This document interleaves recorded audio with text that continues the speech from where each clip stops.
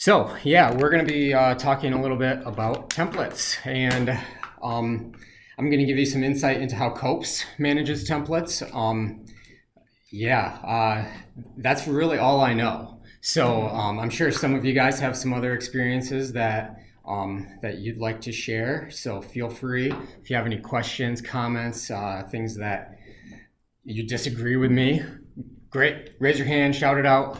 It's all good. We can make this as conversational as you guys want it to be.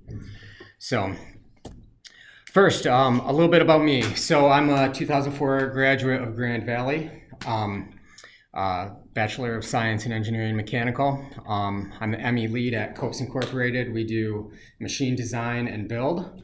So I'm in charge of the design part of that.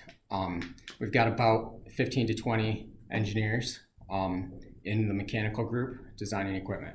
So been a SOLIDWORKS user since then. So I started in SOLIDWORKS 2005 was my first release. We're currently running 2018 at Koops, and we run PDM Professional. So we'll see that a little bit later in how we manage our templates through PDM. Outside of work, I'm married with 4 kids, so that keeps me busy. I'm involved in Bible Study Fellowship, which is a cool program for really digging into God's Word. And I enjoy woodworking. So, all right, so here's kind of where I want to go tonight. First, talk about the basics of templates, then talk about the file extensions, locations that templates are stored, how to create templates, how to administer templates, talk a little bit about drawing templates versus sheet formats. That can be a little confusing sometimes. And table templates. I threw that one on there at the end just in case anybody really is passionate about it. I thought, well, that's kind of a template too. And then questions and open discussion time. So I don't know that I'm going to take the full hour with just me talking. So feel free to pipe up if you've got anything. Otherwise, we'll hit it at the end. All right, so templates, what are they? They're starter files for basically all your SOLIDWORKS file types, parts, assemblies, drawings. Whenever you start a new file, it starts with a template. They contain starter geometry for parts, and they contain custom properties. They contain things like your sheet layouts for drawings. Yeah, they're used whenever a new document is started, so pretty basic. The file extensions, they're all .dot files for your basic templates. So PRT dot, ASM dot, and DRW dot feed into the SLD PRT, SLD ASMs, and SLD DRWs. Now I drew kind of a little different colored arrow for the sheet format because that feeds into drawings, but it is not the base template of the drawing. So again, we'll talk a little bit more about that in a couple minutes. So where are templates stored? The default, I believe the default here is in the program file SOLIDWORKS folder. Koops has never put them there though, so out of the box SOLIDWORKS I think puts them there. We've always stored them either on like a network location or somewhere where we could all get to them. It's best, in my opinion, not to have them in the program files folder because then when you do your clean uninstall, they're going to get blown away. Do you guys manage that in you guys use PDM? Do you Yes. guys manage that in PDM as well, your templates? We do. Okay. Yep. Is there any advantage to doing that versus not like on network location? We've done network location for day one too. I guess other than revision control, it's the only thing I can think of. Is there any other? That's a big one. Okay. Yeah, you can always go back to a previous version. Okay. If somebody makes a change that is either unintentional or terrible. Okay. And yeah, just that it's got good tracking of who's done what to them. Okay. That's the main reason over a network location. One thing that we did have when we just had them on our network, we would occasionally have them not fully corrupted, but changed in a way that was completely unintentional. If you're starting an assembly, for instance, and SOLIDWORKS crashes, it would change the template sometimes on us, where it would try to put the parts that are in that assembly in every assembly that's generated with that template. And it's a bizarre situation you get into. That's like, why are all my assemblies coming in all jacked up? And it's because that template got corrupted. And it's not corrupted in a way that it can't be opened. It's just changed. So we went to making all of our templates read-only on the network, just for that fact, just so that people couldn't change them unintentionally. Having them in PDM, you know, just by default makes them read-only unless you actually intentionally check them out. Okay. And then also another thing, if you are going to put them in PDM, we have the refresh cache on login setting set for that folder, so that every time a user logs in, they get the latest versions of those templates. We have a whole folder of all kind of shared files, and that setting is set on that entire folder. Thank you.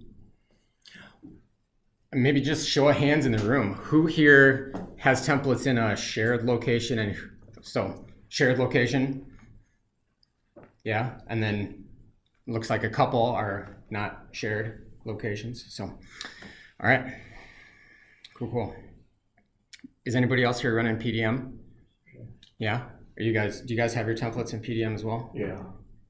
Another thing we like about it too is we can lock it down with our EPDM admins aren't necessarily our IT admins. Okay. So we can open up some properties there within our mechanical group versus our IT staff controlling it. Right. Yeah, that makes sense. Yeah, our IT doesn't really get involved with the vault at all. We manage that ourselves. So cool. So just I'll quick create a couple templates here. So I'm gonna go to SOLIDWORKS. All right, so you guys probably all know templates are what shows up when you go to make a new document. So these are all my templates here for starter parts, assemblies, and drawings. So if I just create a new base level part, I can create a new template part. Let's say I want a template part that has a cylinder as its main geometry. I don't know that I actually have that as a template at this point. So I can create a new template with this geometry in it. So first I have to create the part that's going to be the starter for all my parts from this template from here on forward. So let's say I actually want our base level units at Koops are all pretty much inch units. We use metric fasteners as a standard, but all of our units are inches. Well, let's say I want this particular part to be metric as its standard. So the first thing I'd have to do is change my units here to be metric. I guess this is one way to change it here. The other way to change that, if I go into the system options and then I go to document properties, all of these document properties here are going to transfer with the template. So anything I set in here is going to be a part level property. So I can go to units here and you can see I can set this to millimeters, grams, seconds. So now when I change this, we'll make that 25 millimeters instead. And we'll make that 3 millimeters as the starter. All right, so now I've got my metric cylinder. Let's say that's all I really need as my starter part. So the way I would save this off as a template is just to go File, Save As. And then instead of part, you can choose Part Templates. So pretty basic, and then it automatically takes me to my default template folder when I choose part templates. So we'll save this as metric cylinder. So now, if I go in and create a new part, I can see metric cylinder as an option, and when I open it up, it is that geometry, and you can see the units are still metric. So, yeah, pretty cool. Same thing goes for assemblies and drawings. To make a template, a drawing template, just create a drawing and populate it with what you want, and then just do file save as template. Same thing with assemblies. I don't know why you would necessarily have parts to start in a template assembly. We typically, I think all of our assembly templates are blank. So if I just open up an assembly template, it's got no parts in it. But I could see there might be a call for certain businesses to have templates that actually have parts in them already. Or even layout sketches. We have some layout sketches of machine design things that we intentionally put in there every time, so we have it part of an assembly template. That's a good point. Yeah, we don't use layout sketches much, so yeah. Yep. The other thing with start parts that gets lost a lot, I think, on people is there's a lot of power to that start part. You can have properties driven inside of it. You can have dimensions driven inside of it. So when you start a new part, all that information's in there, and you're not having a user input that information every time. So you can really save your company a lot of time and energy. Yeah, just over the past couple of years, we've started growing our library. A couple of years ago, all we had was steel, aluminum, blank part, and that was it. And then we decided, well, we do enough sheet metal parts that it'd be good to have just a sheet metal part as a starter. So about a year ago, we created this template, created just a slotted extrusion frame, just like a little window frame made out of extrusion. Just a single weldment member. So whether it's a piece of angle or an I-beam or whatever, just to get you that, just a single member that you can modify the profile of. So those have been good starter parts for us. Another really good one is you can actually do standard weldments. So if you have a certain weldment that you do all the time, I-frame a weldment or something like that, you can have that all set up as a starter and has all the information inside of it in a part file. Right. So then you can, again, you don't have someone drawing 3D sketch and all that fun stuff to get to the same thing all the time.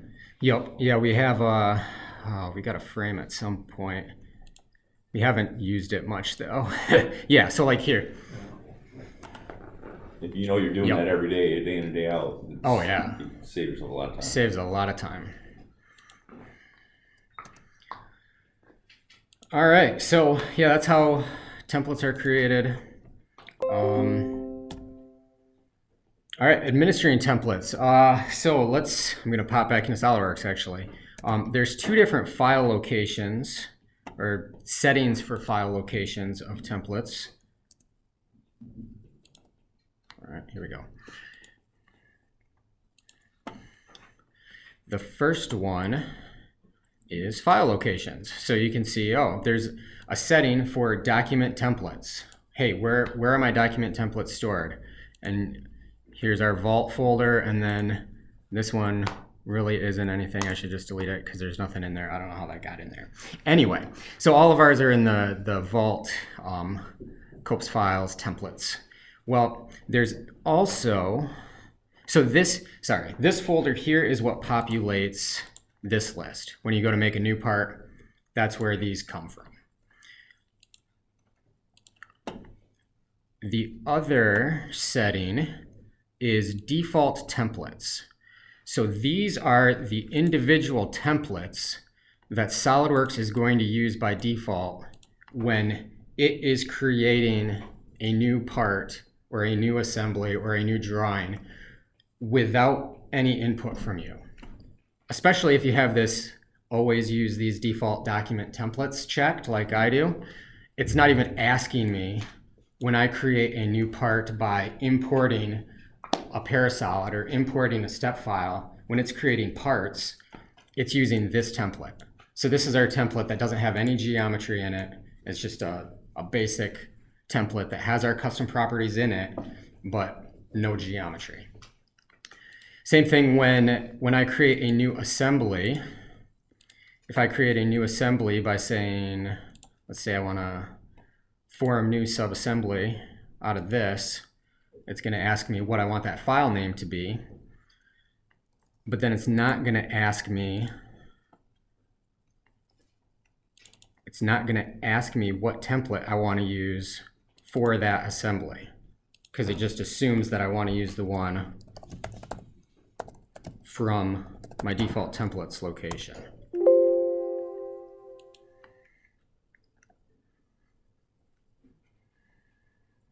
And it says, yeah, there's mates and references.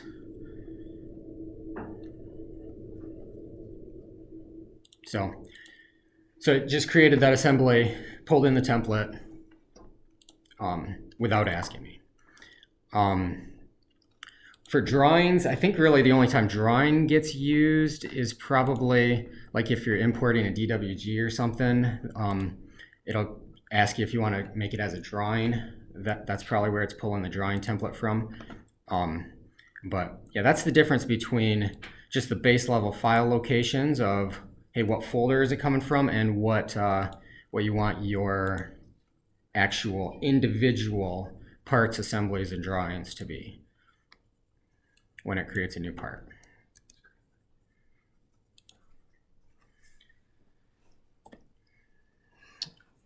All right, we're really flying through this. Drawing templates versus sheet formats. So drawing templates are the templates that drawings start from. So they're used to start new drawing files.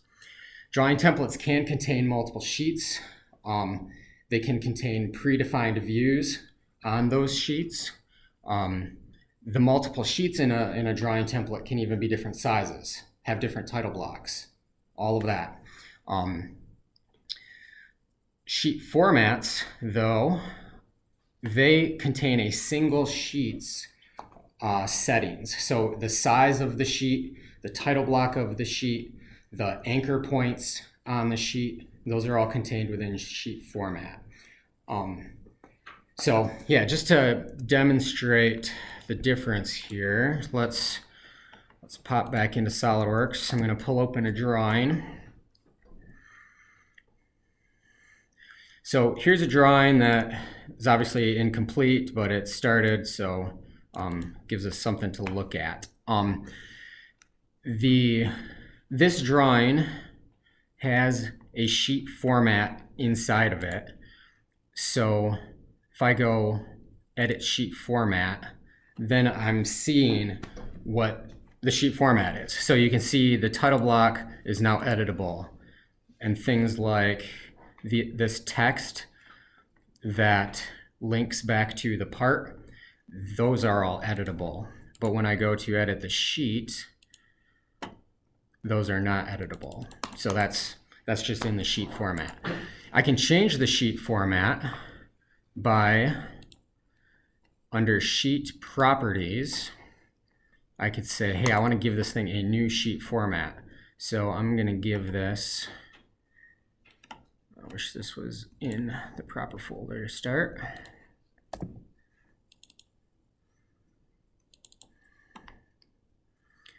We'll give it, Grupo Antolin is one of our customers that requires their own title block. So if this was a Grupo job, then I would need to put this title block on it instead. So obviously different. And again, that sheet format is not editable unless I go to edit sheet format. Now, when I'm saving off a new template for a drawing, come on, where's my dialogue? There we go. So I'll just start a drawing here, and I'm gonna say that I want, that's interesting.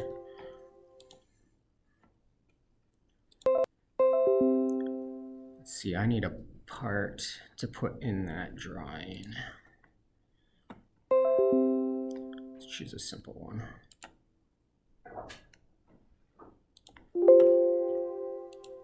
I think my recorder's taking a lot of memory.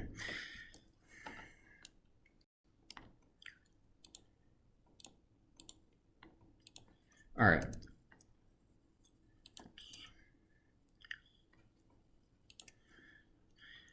All right, so I can save, or I can put some drawing views on this sheet and then save it off as its own template that comes in with drawing views. So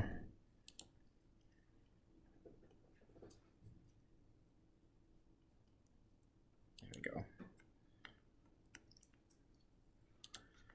Okay, so let's say I just want a template that has 2 drawing views in it. So I'm going to do File, Save As, Sheet Format, not sheet format, sorry, drawing template,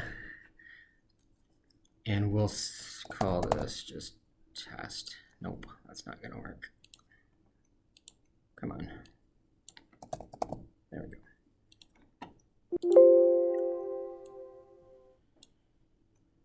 Okay, so you see it made my views empty views, and it saved it off as a template drawing. There is also a sheet format inside of this drawing template. So if I go to Edit Sheet Format, we can actually, if I go to Sheet Properties, we can see which sheet format it has. So it's actually pulling from an old sheet format. Let me quick change this a second to our updated one.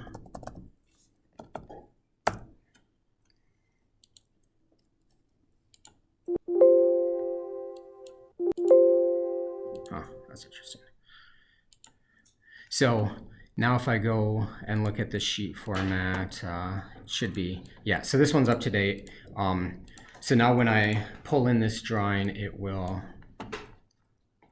be looking at the right stuff. Okay, so if I want to make a drawing from this part and I use the new template, it should automatically pull those views in of that part. So you can see it automatically puts those views in. So if you're making a lot of drawings that you know, hey, the front view is going to be my front view, and I want it to be 2 views or 3 views, you can set that all up to automatically pull your views in. Is it still going to automatically scale part 2? I think the scale is set at what it's at, and it stays there. You can set it to scale for you, or you can set it to just accept what it's at. How do you set it to? Auto scaling, it's in an option in system settings. We turn it off right away because it'll do weird scales for you. So, but you can set it to. We just start with 1:1 and then. Yeah. So this one automatically scaling your drawing views. Okay. How does that handle if you automatically reset what the front view is from the SOLIDWORKS standard? It'll take the new front view. Yeah. If it's already got dimensions on it and you rotate it, obviously we all know what happens there. That's a whole different ballgame. The thing that's really cool about those views is you can define things like your ISO view being hidden lines removed. Right. You can have tangent edges turned on in certain views like your ISO and not on the other views. All the stuff you would do normally to a view, you can do that to the predefined views. Okay. So there's a lot, again, more power there than. Yeah, so I don't know if you guys have ever had it where if you go to add a new sheet, it gives you an error. Hey, the sheet format could not be loaded or located. The reason that that comes up is if your template is saved with an invalid sheet format. So I don't know if you caught what I was mumbling about earlier about this sheet format being an old one. Yeah, so our old one was on the K drive, our network drive. So our template actually still has that in it. So every time we create a new sheet, we get that little error. But yeah, we just haven't had the gumption to go ahead and fix it because we don't do that many multi-sheet drawings. But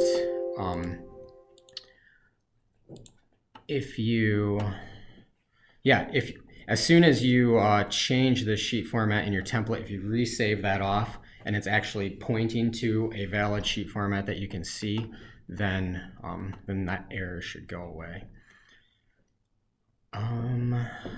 Any other questions on drawing templates and sheet formats? I feel like I bounced around it a little bit, but So what's your opinion? Well, last place I worked, we typically had a blank template, and then we always chose sheet formats, because it was, you know, same type where we're a job shop doing for different. Yep. And now where I'm at now, we typically have all the title block built in, and we have multiple templates that we have to track. Do you have opinion one way or the other? yeah, so I'd say 90% of our drawings are all on the Koops title block. Okay. And we only have one size title block. For that, we only print on 8.5 by 11s. So it's pretty simple for us to just always start with that title block. Okay. If you're using multiple title blocks for multiple customers, I would probably still have those in the Template. drawing templates. Yeah. We have them all. We have 15 different customers, and every one of them has their own size, you know, B, D, E. So my detailers don't have to think about, once they get it up, they just, you know, they have a part in front of them, they know they're gonna throw it on a drawing, okay, this is a big part, small part, and then they can just pick whatever size, so you don't have to walk through the sheet format too, and then get to the drawing tab. Right. But by the time you're detailing, I mean, you know what customer it's for, Yeah. so Yep. you know what, Yep. at least basically what drawing template it should be. Some of the stuff we've done before too is the folder where your templates live, and you put subfolders in there for your different customers, and then nest all their templates in them. Then you get to the point where you gotta, you know, launch a new part, and you'll have tabs across the top for each of those subfolders. Then that's the way SOLIDWORKS determines what's on a tab and where. So if you have 6 customers, you put 6 different folders, shove all their stuff in there, and then you're working on Acme stuff, you're on there. Away you go. It's really easy to make sure you're not crossing stuff up, or you can go full Monty crazy like these guys do. And You have different system settings for each customer, so then you know when you run customer ABC, you're only seeing customer ABC's files. yeah, So, and I say, you know, crazy with the utmost respect. If I had time, I would run the same way, but Right.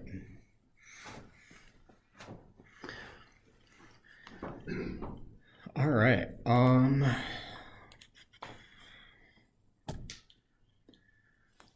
Okay. Also, table templates. It's another type of template. You can set templates for BOMs, for whole tables, for cut lists, pretty much every type of table. Yeah, that SOLIDWORKS has. There's a table template for it. So again, you can just see in your file locations where those pull from. So BOM templates, for instance, we're pulling from that same templates folder in our vault. Yeah, so there's lots of different table templates, whole table templates. So if you want to save off a new whole table template, for instance, you would first create a whole table. So go in and make a whole table here, a second. We'll pop it to the origin right there. And then if you're clicked onto the table and you go to File, Save As, it brings it up not to save the drawing, but to save the whole table template. Same thing for revision tables, same thing for BOMs. If you've got that selected and you go to Save As, it's going to save it as that type of table template. And each table type of template has its own file extension as well. So this one's HOL in the middle there for whole table template. some of the things you guys can control is just different. Like some people like to see, like I know it's yours is combined. Yep. We have a customer that won't allow us to do that. It has to be, everyone has to be an individual. So you can change things like that. And, Yeah, basically all the settings in here really can be set in that template. You have to be careful though. What we just figured out is like your BOM tables, like if you want to scale them, you gotta do that in the drawing template. It'll be driven off of a field in there. Like That's a good point. That was a real busted butt for me because we scale all our D size to B size prints, and then the shop can't read anything. Yeah, so pretty much everything in here is set by the table template. Everything in here is set by the document template. So those settings are in here. So you can see my whole tables have these settings in my document, and that's going to save off with the template. And then just my general table settings are with the template as well. One that really gets me is this padding. Like, I like to set this to 0. Just trying to see where that setting is. I thought it was going to be in whole table here. Oh, I think it's in font. When I go to font, no, that's not right. Where is that? You've got to be careful, because there's one for like bill of materials. I think you can set padding in there, but at the top level you can set it too, and it seems like if you set that second, it overdrives what's below it. It's something funky goes on with it at times. Huh. I know I've set that before, but now I can't find it back. Yeah, you're in the right. You sure it's on our annotations in the font there? This annotation, yeah. No. General? Nope. Oh well, it's somewhere in here. It's somewhere in the document properties. I know, because I've had to change it. Borders? Nope. Oh well. Okay. You talked about anchors. Yeah. I don't know if everyone knows where those are, how to get this part of the sheet format. Yep. So if you right click and edit the sheet format, that's where you add anchors. Boy, it's been a while since I've done this. Or click like a node or point, and then you can say set anchor as. Oh, I gotta right click it? Yeah, Okay. So. I don't see it. Set as anchor. So I can set that as my anchor for my revision table, for instance. So then when you put revision tables, it shows up on that every time. Does the revision table have an anchor point in the upper right? Is that Depends on how the revision table template's set up. So right. You can set that up to be the upper right, and then it would follow on down. So if I edit my sheet here and I go to my revision table settings, you can see it's attached to anchor point. And can you see it on the screen? There's a little dot on the upper right of the anchor there, or of the table, so you can set it to the different points. And because it's in this column, that's going to transfer with the revision table template and not with the document template.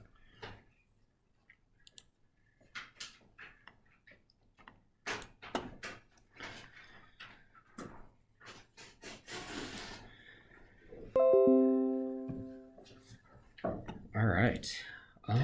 I think that might actually be my last slide here. So on the topic of templates, yep. Which your sheet metal, your different gauges and stuff like that. Yep.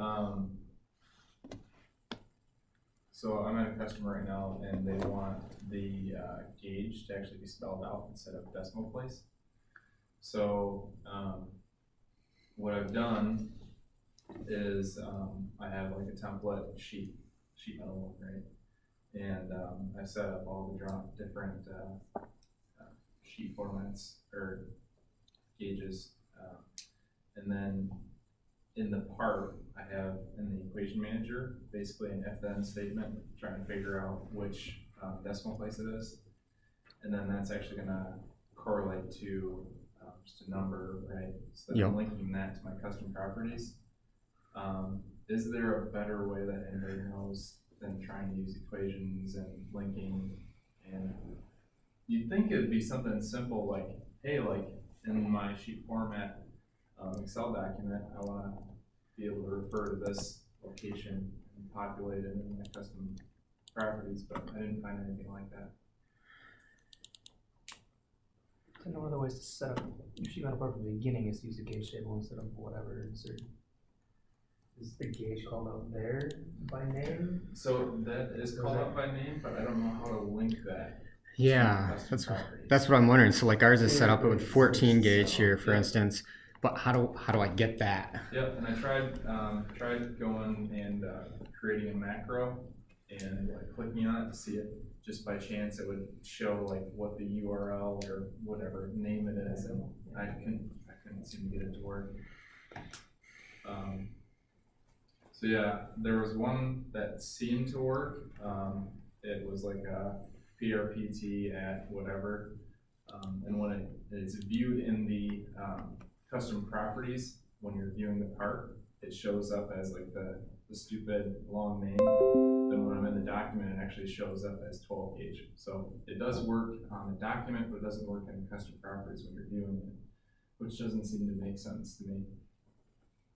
So I don't know if there. That's familiar with one other thing that's like that. I'm trying to remember what that's like. Something else I was trying to pull, like same thing on the drawing, it would show correctly, but then when I showed it on the bill of material, that same property on the bill of material, Yeah. it gave me that funky long name. Yep. And I'm like, why? In the drawing it shows it right. Yep. I think that's actually a limitation, but I don't know. Okay. I'm trying to remember what I was pulling to do that for. It wasn't gauge, it was something else, but same thing. Yeah. So I don't know, that was just something I ran across recently and didn't know if anybody else had tried to do that or had experience. Because you think you could put it in the gauge table that it would Correct. show up that way. Correct. But I didn't know how to actually link that to the custom properties or what you want to spell it out as. Yeah. One way that I don't know exactly what you said, I don't know if you're showing on the bill or but where we have it on when we do a dimension, we'll have a favorite for the dimension sheet metal gauges. Mm-hmm. So it'll pull up, 2 plates, 3 plates, whatever we decide to do, and then it spells out gauge for us automatically. So I just pick the sheet metal dimension favorite, and then it formats it the way that we want to see that dimension favorite. Oh. So that's how we kind of got around it. When we have the same customer that wants it spelled out versus just abbreviated. It's a different way of looking at it, but yeah. Can you pull a custom property into that? Yeah, you can. You could try that. Make a favorite with property pull. Yeah. Seems like Sharp Task would be really good at changing that for you. About one button click.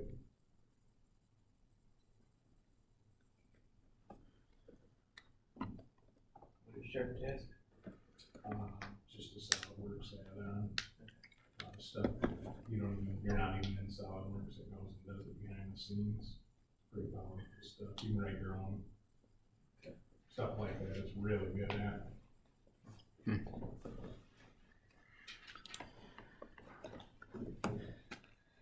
Going back to templates a little bit, that's mentioned the dimension favorites. You can save those inside your templates too. So a bunch of notes that you traditionally put inside of a drawing that you're doing over and over again, you can actually have those favorites in the template. Right. You can load, kind of a cool trick is when you have your template open and you say favorite maybe, you can load 12, 20 of them at one time. You don't have to go through and load each one individually. You can load all of them at the one time and pull all of your standard favorite notes into the drawing templates. So then when your users are using that template and they go to do a note favorite, it's already there. They don't have to go find the favorite out somewhere on the network. We use the palette features for that. Have some notes that we can just pull in. Yep.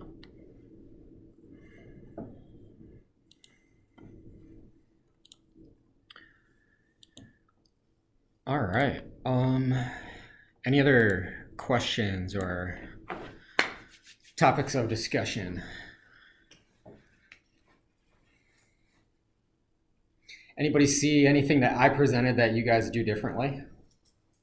So for what I've done is rather than have like a template for parts, normally I just have like a folder of here's like a structural angle, and then I also have the drawing, so that we can just do a pack and go, and then you get the drawing and the part, rather than just creating a part just from the template.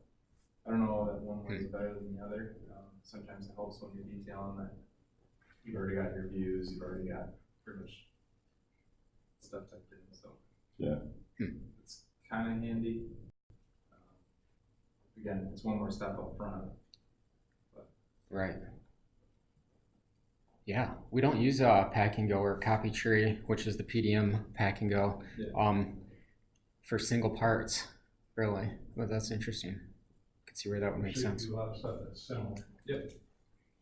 Yeah, like I guess it all depends on, like, for a good example would be if you're using the weld feature or if you're making a weldment out of parts and assembly.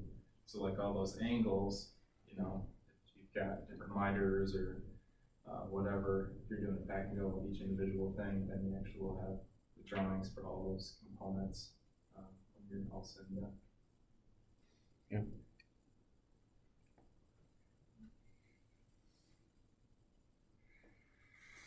But I guess that also is whether or not you have the engineers detailing or if there's a detailer.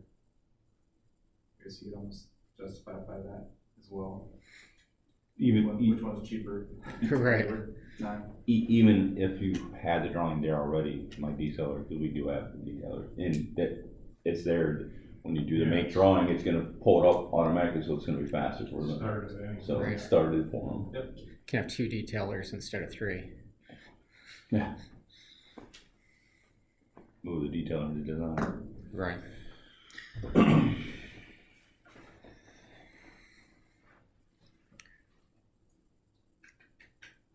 All right. If nobody else has any questions or discussion topics, I think we can probably call it. Thanks, everybody. That's Yeah. great, thank you. Thank you.